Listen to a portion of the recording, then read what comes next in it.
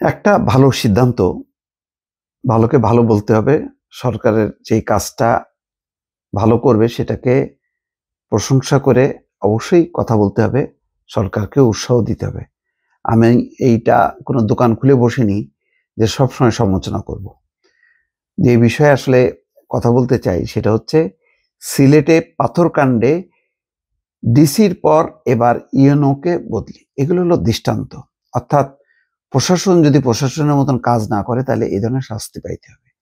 আর এটা তো বড় ধরনের একটা প্রাকৃতিক বিপর্যয়। আমি বলবো যে এই ধরনের ভয়ঙ্কর লুটপাট এত চমৎকার একটা পর্যটন এলাকাটা মুহূর্তের মধ্যে শেষ করে দিল। এটা আসলে কি, এই যে আমাদের সরকার প্রশাসন যে ঠিক মতন চলছে না, এগুলো হলো তার ফলাফল হচ্ছে এইটা। তো যাই হোক, এটা অনেক নাকে খত দিয়ে ক্ষতি স্বীকার করার পর সেই কাজগুলো করা হচ্ছে। আর সিলেটে যাকে ডিসি হিসেবে নিয়োগ দেওয়া হলো, সরওয়ার আলম, ব্যক্তিগতভাবে আমি খুবই পছন্দ করি। শুধু আমি বলবো না, দেশের বহু মানুষ প্রশংসা করেন তার তার সততা, নিষ্ঠা, তার যেই অ্যাগ্রেসিভ, যেই মানে অর্থাৎ ভালো কাজের জন্য যে তার ডেডিকেশন, এই ব্যাপারে তিনি পরীক্ষিত। বহু ঝড় ঝাপটার মধ্যে গত 15 বছরে তিনি অনেক মানে ঝামেলা, অনেক বাধা তিনি অতিক্রম করেছেন। সেই কারণে তিনি ব্যক্তিগতভাবে অনেক ক্ষতিগ্রস্ত হয়েছেন। যাক, সেই মানুষটাকে সিলেটের মতন একটা খুবই স্পর্শকাতর একটা জেলায় দেয়া হচ্ছে।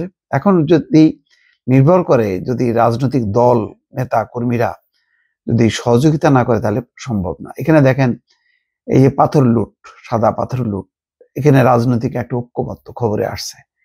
জামাত, বিএনপি, আওয়ামী লীগ সব একমত, একাট্ট হয়েছে। এই লুটেরারা লুট করে নিয়ে গেছে। এখন ধরা খাচ্ছে কিন্তু ওই যে ট্রাক চালক, শ্রমিক, এরা মূল যে হোতাগুলি, এরা কিন্তু ধরাছোঁয়ার বাইরে আছে।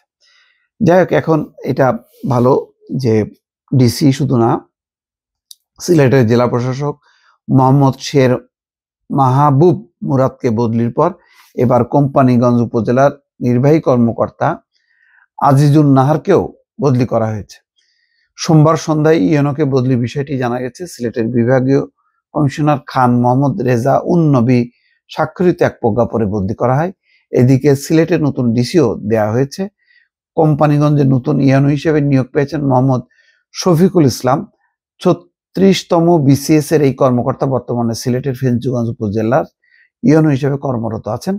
কোম্পানিগঞ্জের ইউএনও ফেঞ্চুগঞ্জের ইউএনও স্থলাভিষিক্ত হয়েছেন।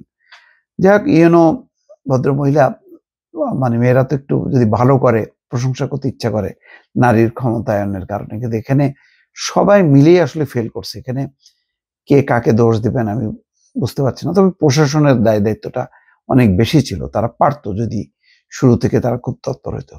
স্থানীয় প্রশাসন সূত্র জানিয়েছে, কোম্পানিগঞ্জের সাদা পাথর সংরক্ষিত বাংকার এলাকা এবং ভোলাগঞ্জ কুয়ারি, শাহ আরেফিন টিলা এলাকা পাথর লুটপাট ঠেকাতে না পারায় ইউএনও সমালোচিত হন।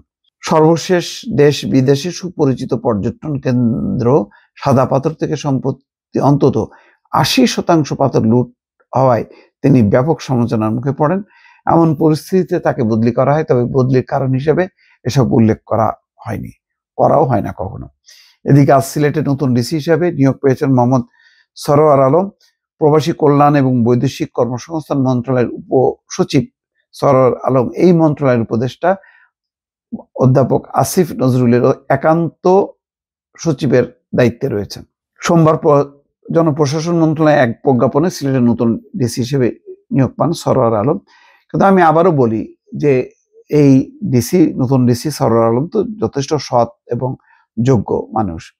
নতুন ইউএনও সম্পর্কে আমি জানি না, কিন্তু ওই প্রশাসন, রাজনীতি, এটা যদি একজোট হয়ে, যদি একটা টিম হিসাবে একটা এলাকার আইন শৃঙ্খলা বলেন, অন্যান্য সমস্ত পরিস্থিতি উন্নয়নে টিম হিসেবে যদি কাজ না করে, তাহলে আসলে হয় না।